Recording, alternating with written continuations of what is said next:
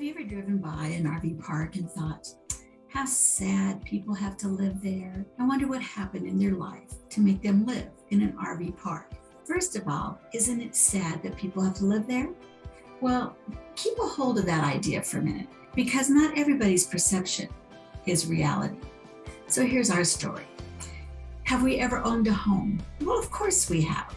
We've owned several, actually. We've been married 48 years this summer, and pretty much for most of that time, we've owned a home. Interesting enough, though, when it comes time for pre-retirement, to think about retirement, to think about the last seasons in your life, you have a lot of decisions to make, a lot of choices to make. And we had a very large home, 4,200 square feet. It had 6 bedrooms, 3 stories. We had a lot of people come and stay with us. We had family live with us for a while, different family members. We really enjoyed this home. But there came a time when it was just too big. It was just too much. And we just didn't need that home any longer. When we decided to sell the home, we had an enlightenment. Our kids did not want our stuff, which meant as we were downsizing, we had 3 stories, 6 bedrooms, and all the stuff that we had collected over our years of marriage that we had to find a place for. And that means you either have to give it away, you have to sell it, you have to use it, or you have to store it. We ended up moving from 4,200 square feet to 1,200 square feet. Was I a little bit nervous? Yes, I was, because I do like my space. And yet it really became a very freeing kind of thing to let go, to transfer stuff that I just didn't use anymore, didn't want anymore, or to find a place for my treasures that allowed them to be a little bit more visible to me on a daily basis. When we downsized, we moved into a condo upper unit. 1, I like to be able to see the views, and 2, I don't particularly like having somebody live above me.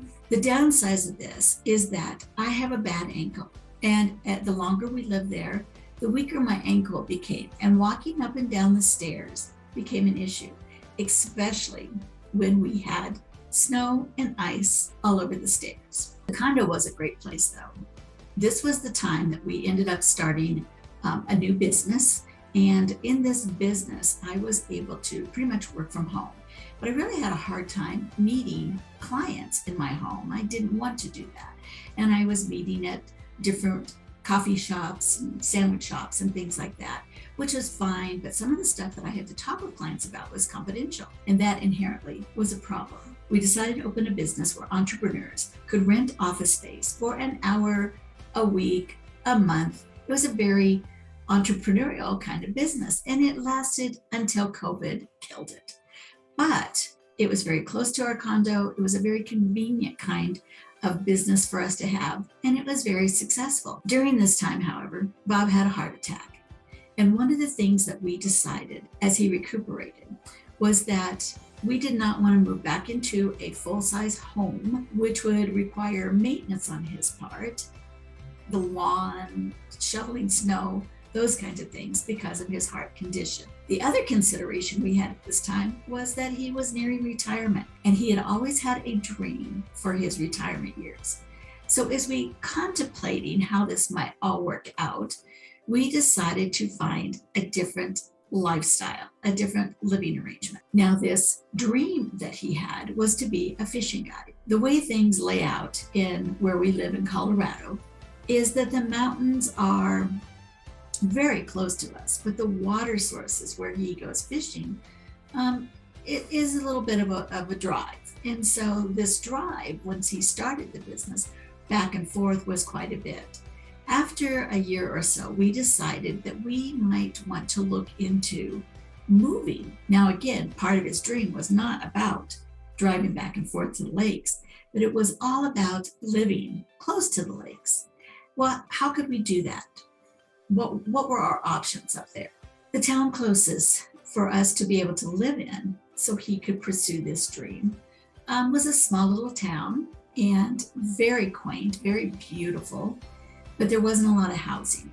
And the houses that were available were either regular full-size homes or apartments with stairs. During this time, the whole tiny house nation really became quite newsworthy, and I was very intrigued by that.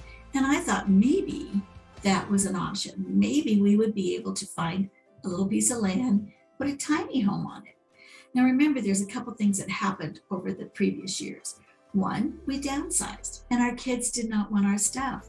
So we had to let go of most of our accumulations, and it felt good. So I knew that going into a tiny home might not be a bad thing. It might not be as uncomfortable as some people think it is. The more I researched about tiny homes, the more I saw that the sleeping arrangements were almost all in the loft area.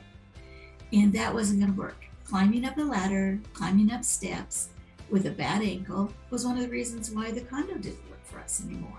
While searching through YouTube to watch more on these tiny homes, I found somebody who was living tiny in an RV.